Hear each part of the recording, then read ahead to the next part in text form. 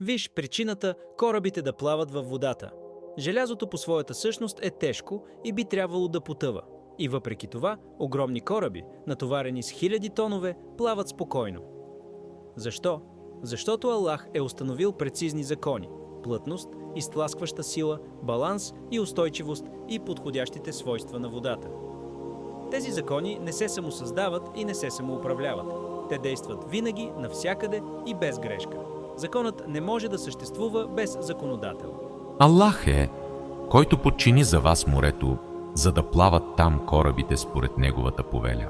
Ако водата беше малко по-плътна или по-рядка, гравитацията по-силна или по-слаба, материалите с други свойства, плаването би било невъзможно.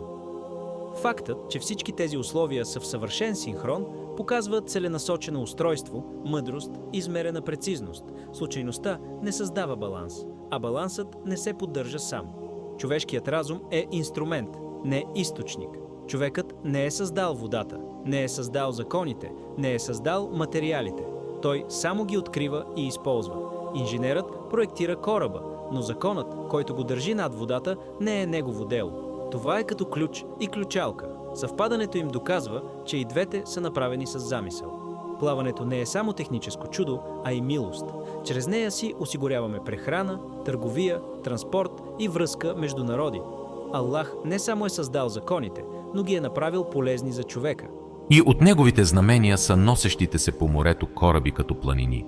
Корабът не казва с думи, но свидетелства, че светът не е безцелна машина, че зад реда стои воля, че зад закона стои знание, че зад ползата стои милост. Плаването на корабите е разумен аргумент за мислещия, духовен знак за вярващия и покана към размисъл за всеки. Който вижда кораба и не вижда този, който е подчинил морето, е видял външния вид, но е пропуснал смисъла.